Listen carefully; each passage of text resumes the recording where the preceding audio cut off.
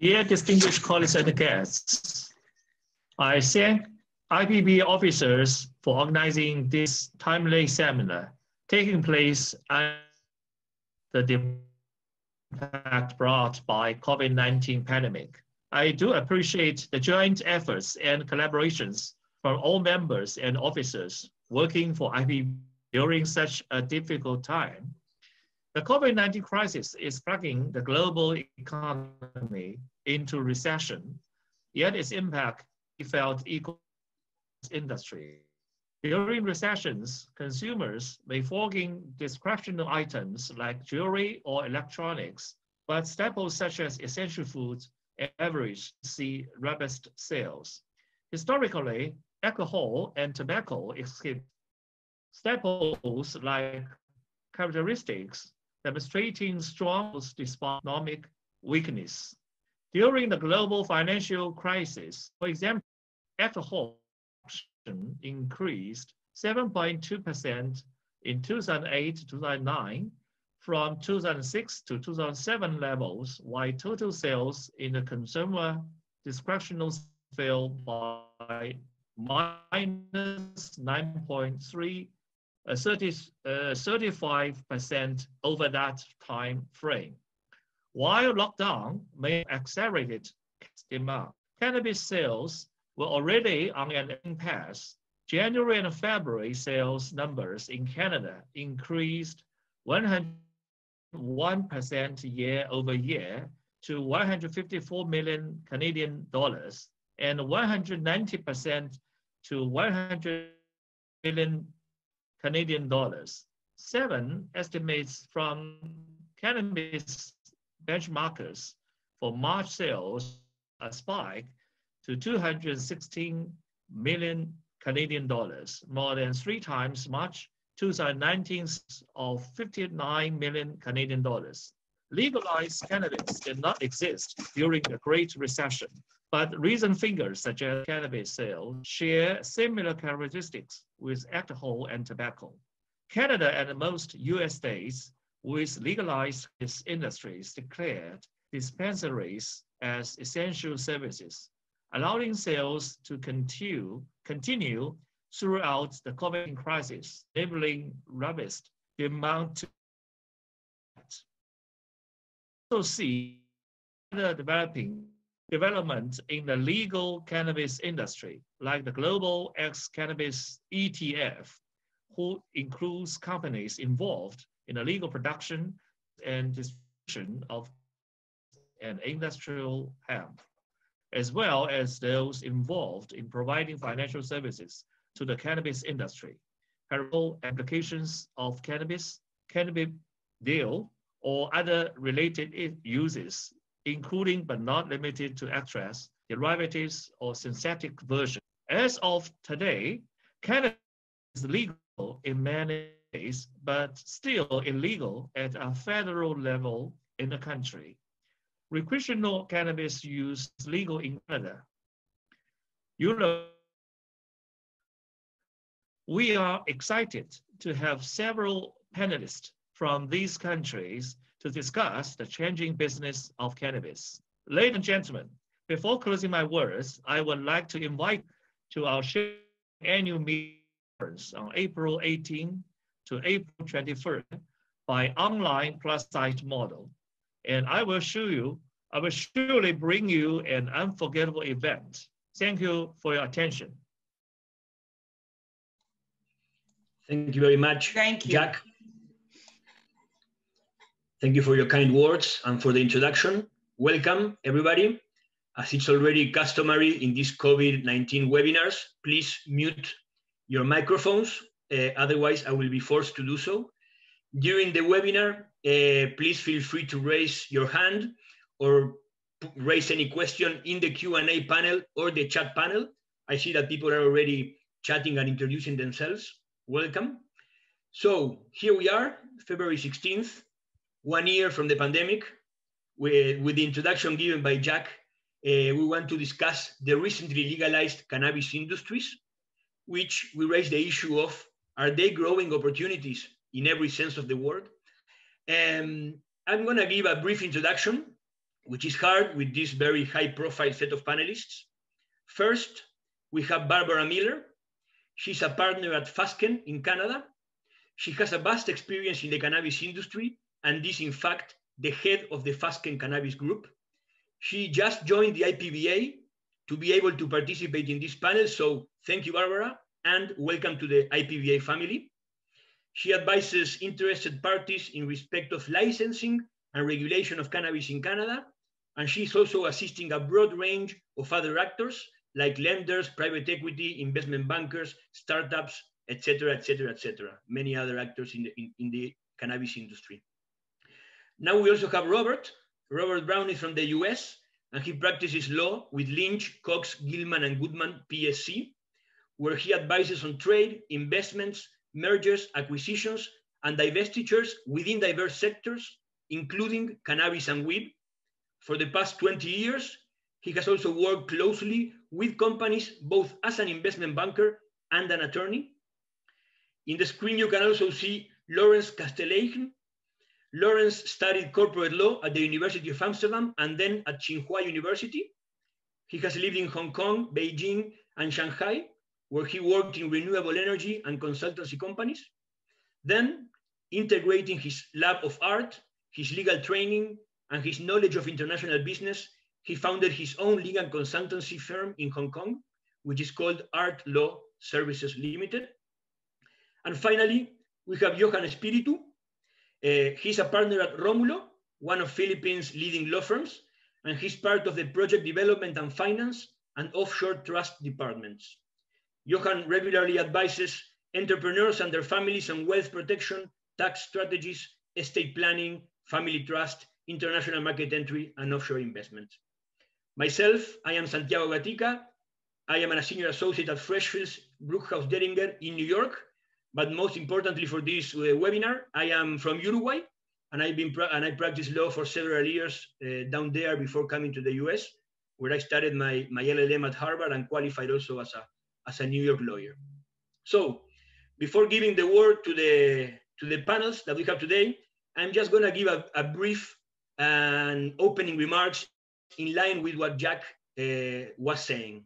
The first issue we have to bear in mind when discussing this topic is the stigma that still flies around this issue.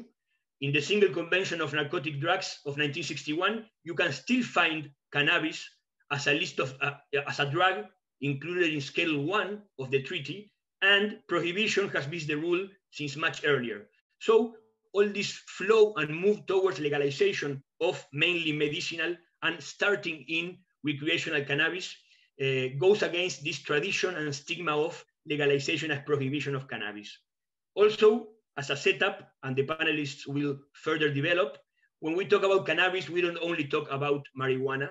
There are all kinds of products with low or no levels of THC, that is the psychoactive element of cannabis. And as we will see later, there's a whole bunch of products today, from edibles, vaping, yerba mate for the Latin Americans, all kinds of products, skin creams that you can find with cannabis substances. So first, the issue of destigmatizing this matter and talking particularly about the industry itself. The second issue I want to frame is some kind of contradiction that we have seen in the past years between a strong fight from the states against the tobacco industry, while on the opposite, legalizing marijuana. And with that, I take the example of my country, Uruguay in 2008, with Mr. Tabaré Vázquez, former Tabaré Vázquez president, an oncologist himself, gave a strong fight against tobacco companies with a lot of single presentation requirements, advertising and warning requirements in Uruguay. And he brought a complaint, international complaint from Philip Morris in a very well-known and publicized investment arbitration against my country. The country won that investment arbitration based on the public health powers of the state. But a few years later, the next president, who you can also see in the screen, Mr. Jose Mujica, who was like a rock star in the world and the poorest president in the world, are famous all around, legalized. It was the first country in 2013 to legalize in the whole world the recreational use of marijuana. So there is also a tension between these two interests that the states are on one hand fighting, on another hand promoting. Having said that, the prospects of the industry, as Jack was saying, are very good. In the US only, in 2019, it was a 14 billion industry, and it's projected to grow to 30 billion. It's a new source of tax revenue for many states. For example, only Colorado in 2019 received more than $302 million in taxes and fees from cannabis products. And as I was saying, there are a whole variety of new products, not only marijuana, which is the most common one in the popular folk of this industry, like hemp and CBD-based products, vaping equipment, drinks, edibles, champagne, yerba mate. You can see a whole bunch of pictures down there in the screen. To close, I will have just a few remarks on my country. As I was saying, medicinal cannabis was authorized from a long time ago, but in 2013, we became the first country to legalize the recreational use of cannabis in the world. For recreational purposes, it can be homegrown at a maximum of 6 plants, if I remember correctly. Cannabis clubs are also allowed, and they are becoming very popular, with a maximum of 50 to 60 members. And also the state hired 2 contractors to sell marijuana to registered consumers in pharmacies. Okay, that is the framework in Uruguay, besides the medicinal cannabis. The main challenges that we are facing down there, and the rest of the speakers will certainly explain during their presentations because they are common limitations, are the first one, the limited access to banking due to mainly US banking limitations with companies operating in the cannabis industry. And in this sense, in practice, in Uruguay, there are many companies trying to operate and opening accounts directly in European banks to try to sort this problem out. We have also very strong money laundering limitations and controls, which of course are more than necessary, but they are obstructing and taking a long time to be cleared, which also hinders the development and the attraction of new investors in this area. And also import and export licenses are also becoming a bit troublesome, mainly due to the restrictions in other countries more than in Uruguay. With that introduction, I will now give the word to the esteemed panelists, and I will raise a first question to Barbara. Barbara, now, Canada was the second country to fully legalize cannabis in 2018. How was that path towards legalization in your country? Thank you. Good morning, everybody. So Canada has a long and checkered history with cannabis. It actually began back in 2001 because of a lawsuit that was commenced where someone was charged with growing it in their own home for their own personal use. And you know what, could you go to the next slide if we're going to jump right in this, Santiago? So in June of 2001, we legalized, by way of an exemption from our Narcotics Control Act, the use of dried marijuana only and only for medical purposes. And it was only pursuant to a personal use license that you were able to do it, grow 6 plants of your own and use it for your own use. What happened then was that people, more lawsuits started flying because people were saying that they needed better access. And so in 2013, we passed the marijuana for medical purposes regulations. This repealed the MMAR that I just mentioned and took away the right to home grow it and basically allowed only licensed producers to produce it and sell it. This started our first large scale operations. This still was only for medical purposes. And again, it was still only for dried marijuana.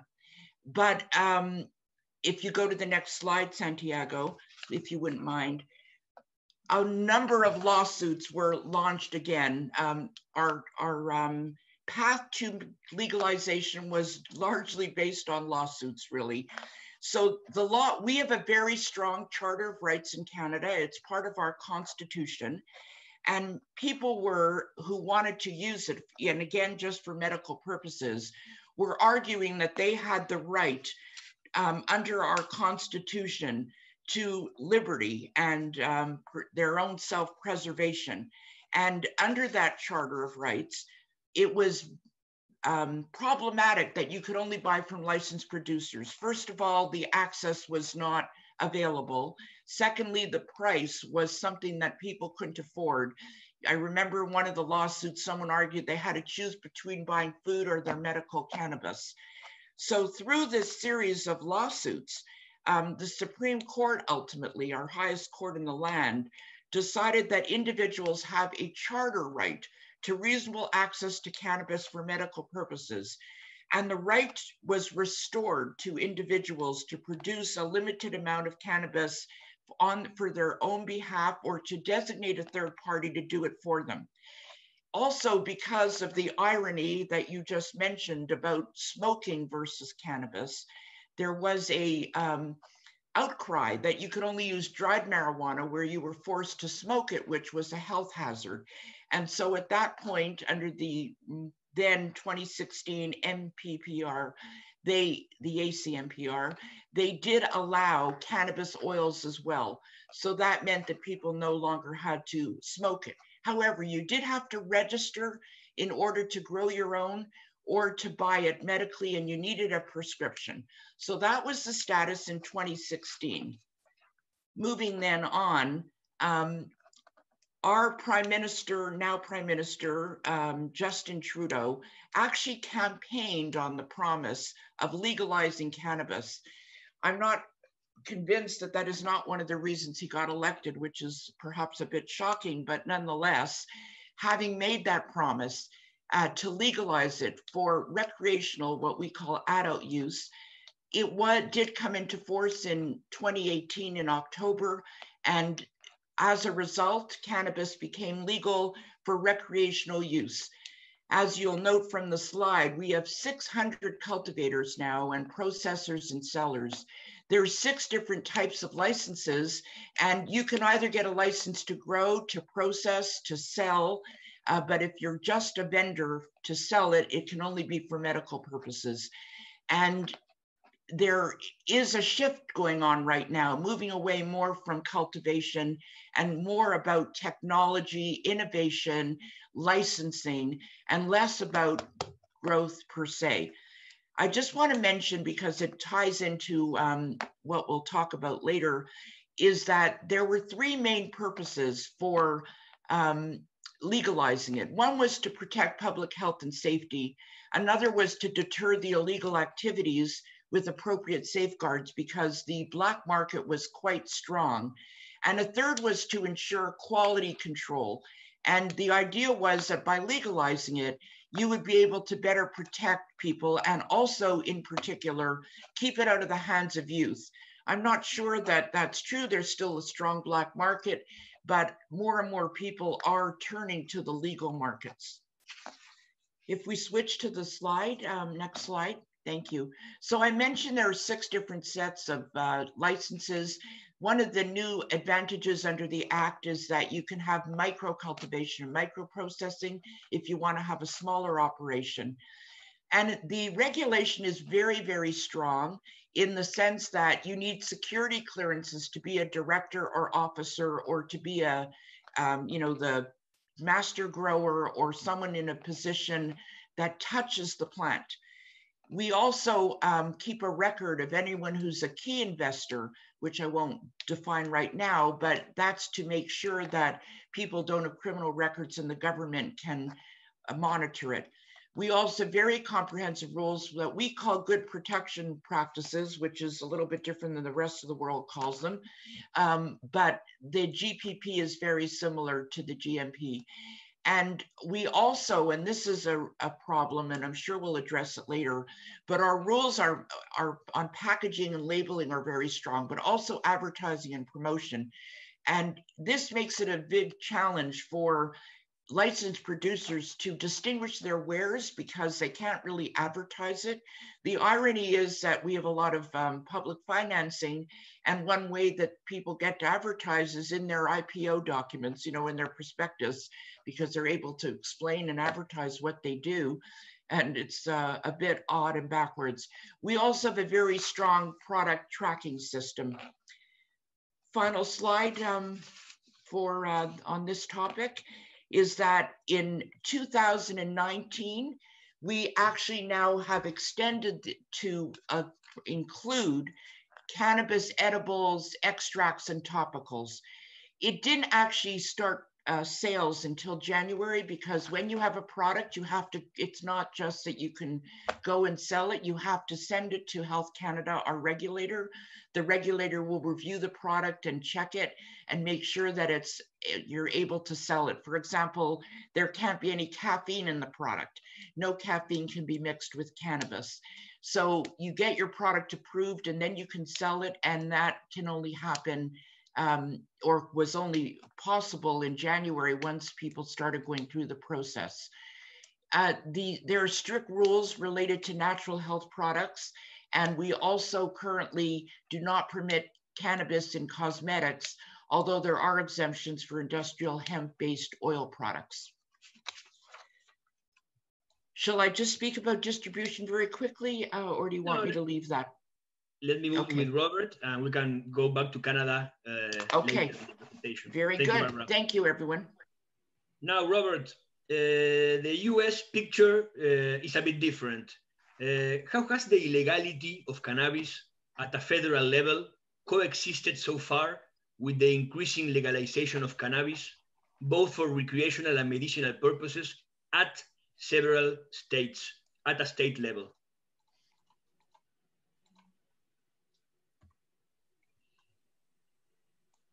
Well, Santiago, if I may, let me go to the next slide and start with the terms, because you hear all these different terms being bandied about.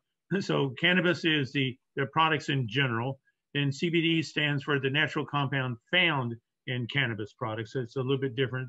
And then the marijuana refers to any products made from the dried flowers, leaves, stems, etc. So there's the background, so we know what we're referring to when we're explaining and discussing the three. So next one.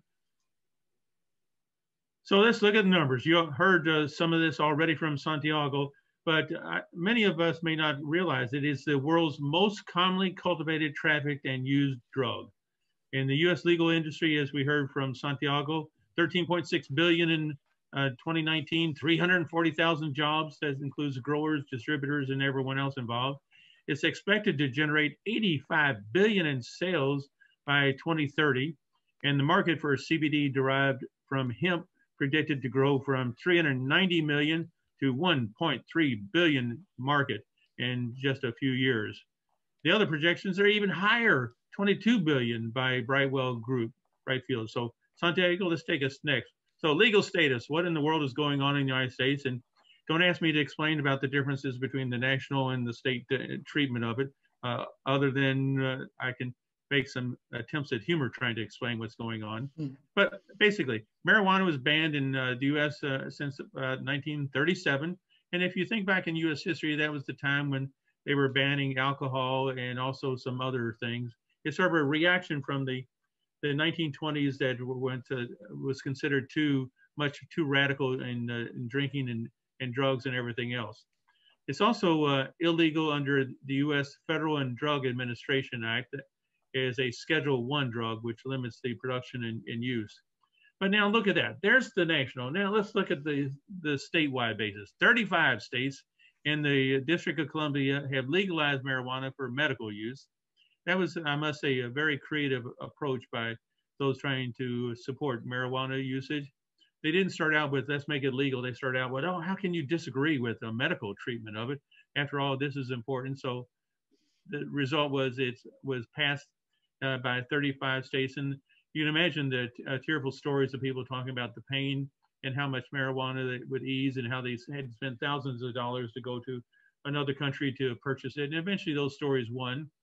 And so now 35 states. The more dramatic story is 15 states allow adults to use drugs for recreational use. at least as of November of last year. Now, this is a combination of some very interesting states, and you see here the picture of who it is, where it's legal, medical only, etc. And not too surprising, you would see that some of the more liberal states like California have it, but also some of the more interesting ones for me is like Colorado and Montana, as well as Illinois, not too surprising. New York, however, has not authorized it for medical use, but other places for Maine have. Now, the explanation is sort of the philosophy of some of these states are, especially for instance, Colorado is a very wide open state that has tendencies going back to the Wild West and continuing through the 1960s and 70s and 80s. So some of them are because of the long tradition of liberalism. Some of them are sort of the Wild West mentality that you see. So next slide, let's try to move on. All right, Santiago also alluded to this one. Boy, the stigma from something that just 10 years ago, I would never have thought that all of this was going to be legalized and it was going to be mainstream, but it's on its way to becoming mainstream. And look at these numbers. 67% of Americans believe the use of marijuana should be legalized, Pew Research. Double what it was in just 2000. 5 times what it was in 1969, at least at the time of the hippie era in the United States. And that was probably a reaction why it wasn't liberalized at that point. But look at this, among adults aged 50 to 64, it has doubled in the past decade to users, 9%. And then among adults 65 and older has increased 7 times during the same period to nearly 3%. Only 3%, but look at this movement, a rapid movement. I don't know any other product in the world that's going through such a rapid transformation, becoming mainstream. Santiago, next one, please. Policy reform. Now, Jeff Sessions was a very important member of the U.S. Senate. He chaired a very important committee regulating such things as marijuana, et cetera. So he was totally opposed to it, but he's gone. The Democrats are in control of the House. And the phrase that you hear over and over again is significant marijuana reform is possible. My observation, don't believe it. And especially the next one. 296 members of Congress, 68% of Congress, represent 33 states with at least medical marijuana. That sounds really impressive. So you would think, wow, we're going to get some marijuana legislation coming up within the next several months, if certainly not more than a year. And already several bills have been submitted in the new Congress. But these are the states that have represented and have legalized marijuana.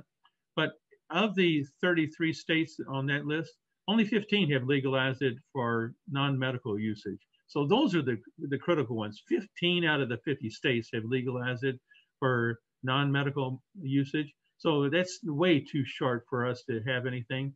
And particularly, Santiago, if you would go back for the previous page for me of the map. Sorry, one more. If you see in the central part of the United States, I see a lot of light green and even yellow. So that one in yellow, Nebraska, that's sort of the center of America.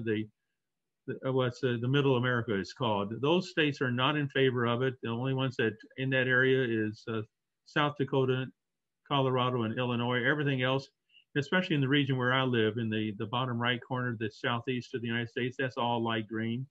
If you look at all those states, those are critical states. They're critical states because they're members of the Senate and Congress are long-term leaders, and they're most likely to be the ones who are chairing the relevant committees in the House and the Senate. And they're not going to be submitting it because it's not acceptable, at least in their districts or in their states. So Santiago, let's go forward, I think 3 slides. All right, another problem, and Santiago alluded to this one. It sounds great, growing business, rapidly growing business. How can you not lose out on this one? What's going to stop this one from happening?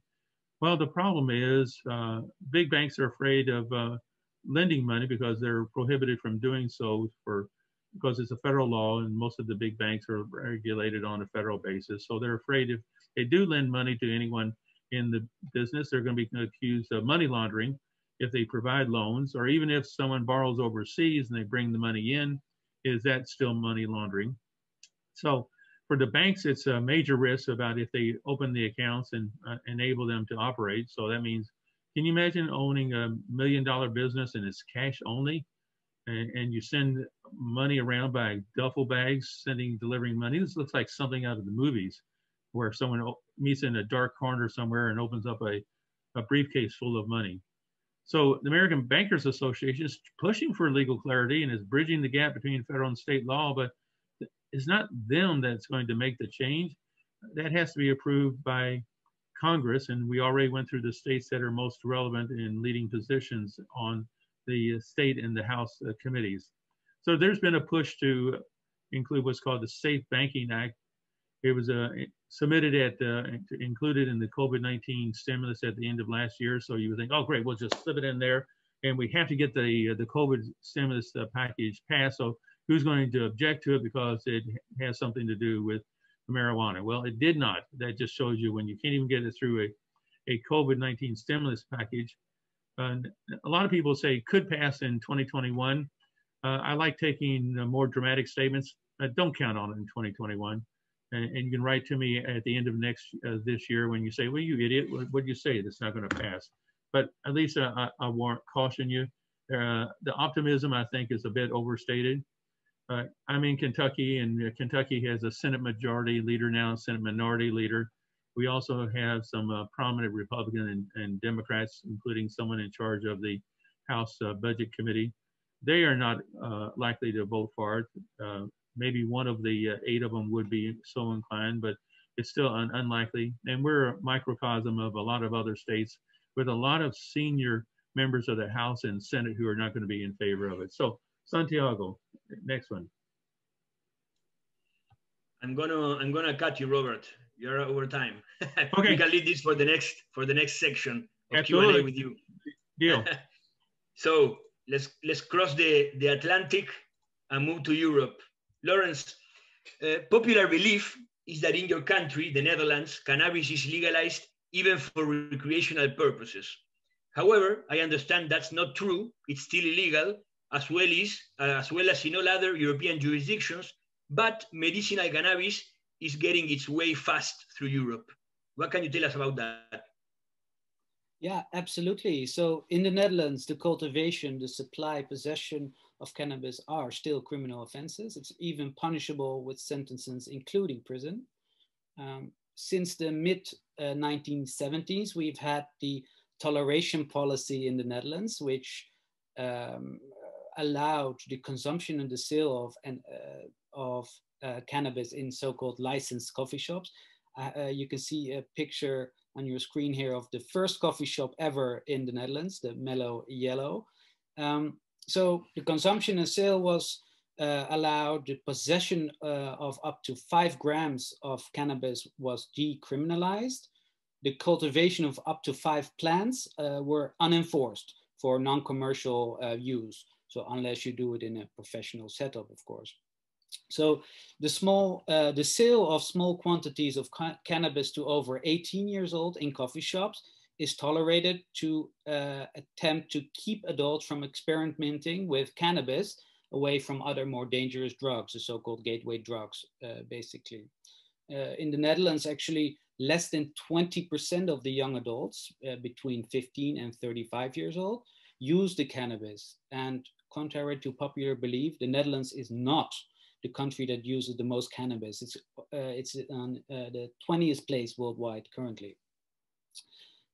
As of January 2013, coffee shops were restricted to residents of the Netherlands only as a way to combat drug tourism. However, the implementation and enforcement of these rules varied greatly by municipality. For example, Amsterdam choose not to enforce this because of it generated so much income from tourists going into Amsterdam and going to the coffee shops. On the 1st of March 2015, a new article to the Opium Act in the Netherlands came into force, prohibiting activities that prepare or facilitate the illegal cultivation and trafficking of cannabis.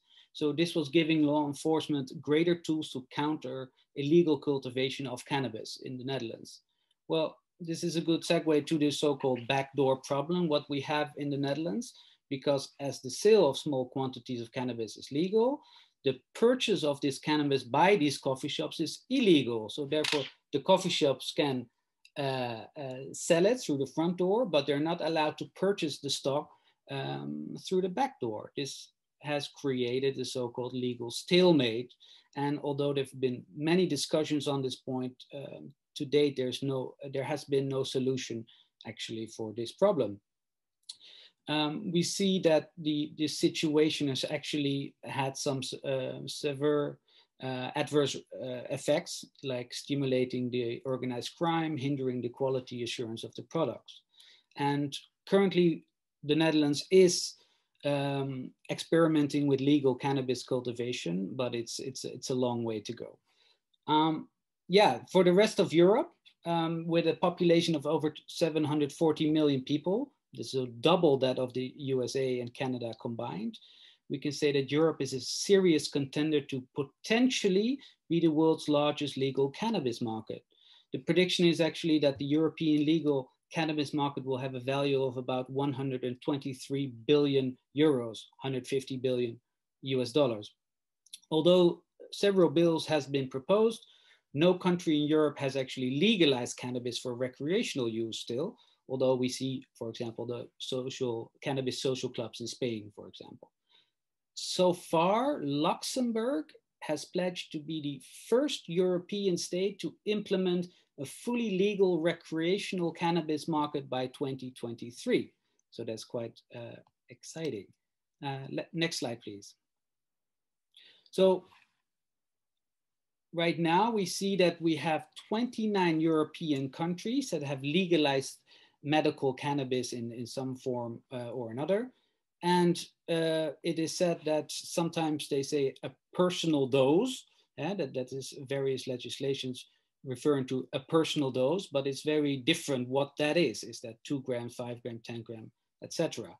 We see that the Europe's top medical cannabis markets, Italy, Netherlands, and Germany, currently have about 220,000 medical cannabis patients, and reports are forecasting that this number will rise to a European medical cannabis market by 2028 in the region of about 58 billion euros, about 70 billion US dollars. Next slide, please. Yeah, so let's dive into one of the countries in Europe, for example, Germany, where you can see that some places have decriminalized the possession of up to a certain amount for recreational use. We can see here that Berlin even has up to 15 grams. And as for medical cannabis, Germany legalized the prescription of cannabis for medical use to severely ill patients in 2017, after a German patient called Michael F. won a 16-year legal battle to be able to grow his own medical cannabis at his home.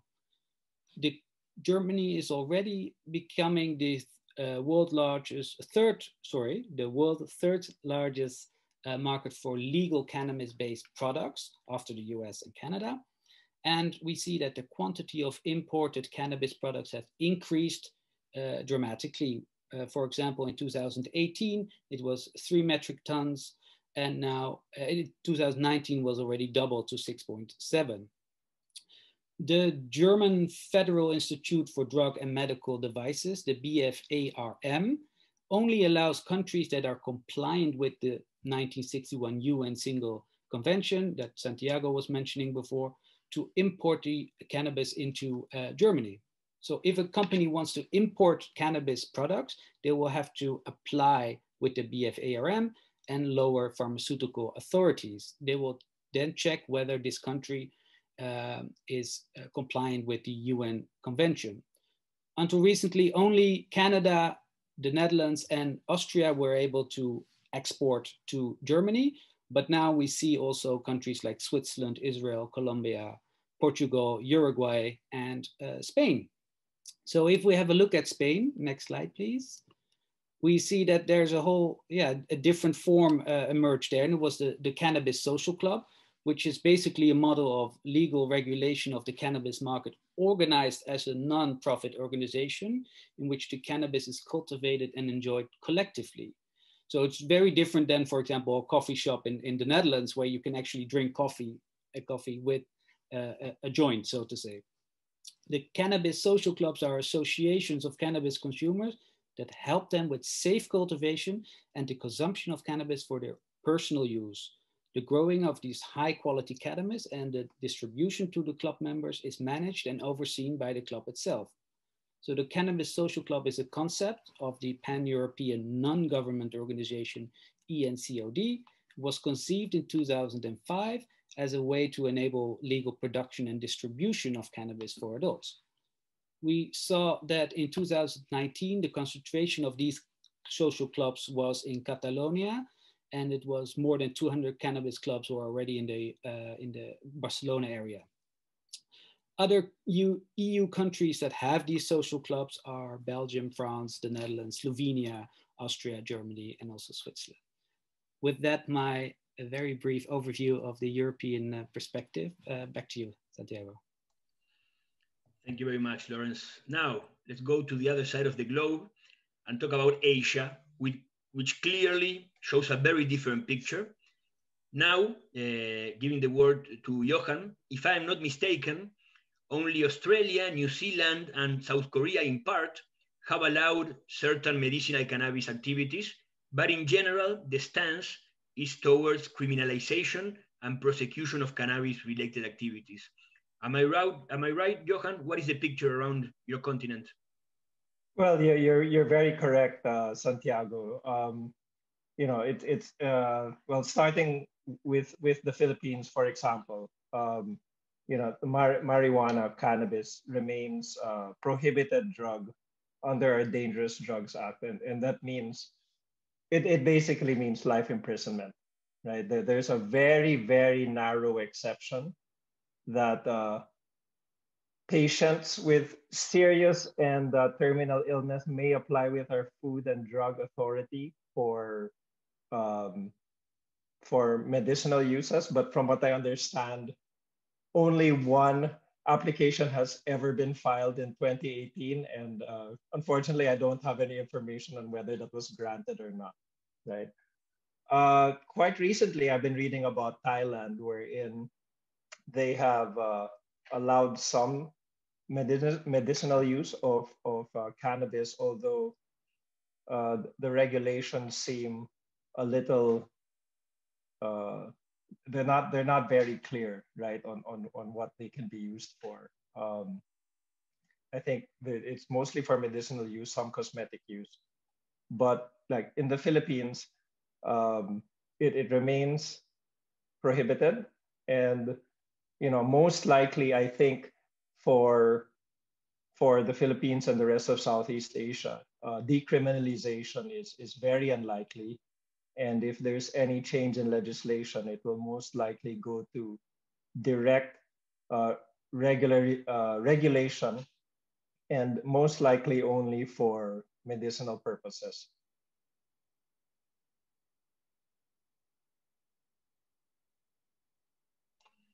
Thank you very much, Johan. I will now throw a few questions to the panelists, starting with Barbara. Before, well, the floor is open, so in the chat or in the Q&A or raising your hand, any attendee can raise any questions. But I will start with Barbara. Barbara, I understand that despite the rush and high expectations created by the legalization of cannabis in Canada, in 2020, for example, some of Canada's largest growers, such as Aurora and Canopy, decreased their production due to what they call a slower than anticipated recreational market development, and also several high executives at the largest producers were ousted. So it seems that the high expectations were not that high in reality. What can you say about the main trends and expectations that you foresee for the Canadian cannabis market in 2021? And I can show any of your slides if you want. No, that's okay. That's okay. Well, I guess I'd answered in two ways. First of all, COVID-19 has had a definite impact on the market. And it was deemed to be an essential service, as Jack said when we started, but it was the distribution is a bit of a challenge because in Canada, unlike other parts of the world, the regulation is federal, but the distribution is provincial. So every province can make their own rules, their own declarations about whether it's essential or not, how it's sold, and so on. There definitely was an over expectation on the recreational market in Canada, but partly it was a problem of oversupply. There were so many licensed producers cultivating the product that there was a glut on the market of the product and a little bit less of consumption than they expected.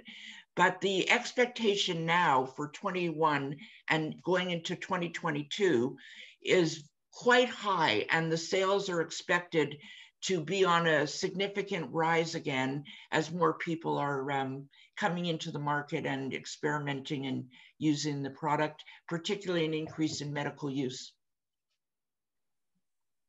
Thank you, Barbara. And another question talking about Canada. You mentioned that they have a hard problem advertising their products, given the limitations imposed by Canada over the promotion and labeling of the cannabis products. How are the Canadian businesses then managing to advertise and grow in the market? It's a very big struggle. You can't, for example, promote a venue. You can't have your name on any kind of major promotion. So the only way to do it is branding on your product itself or in the retail store.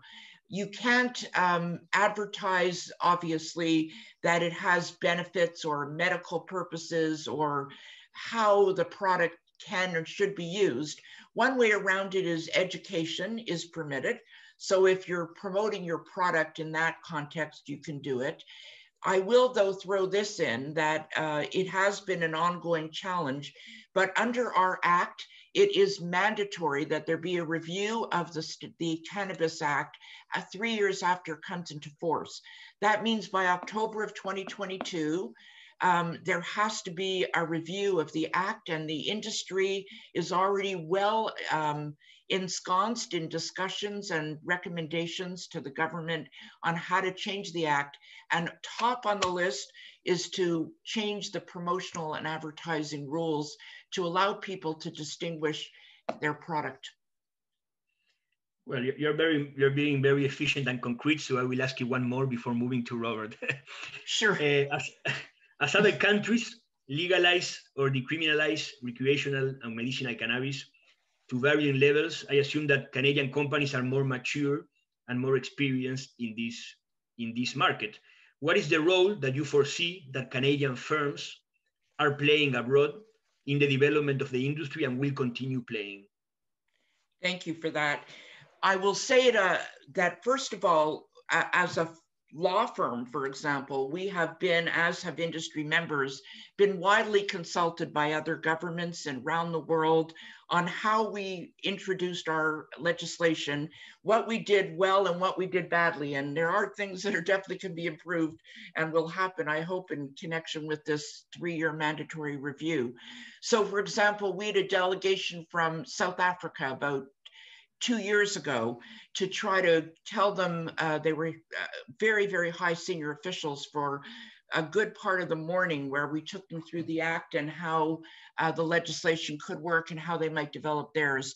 We've been consulted, as have the industry, widely by Caribbean countries in terms of how they might want to legalize, and Jamaica is up there, of course, trying to do so in a very organized and specific way.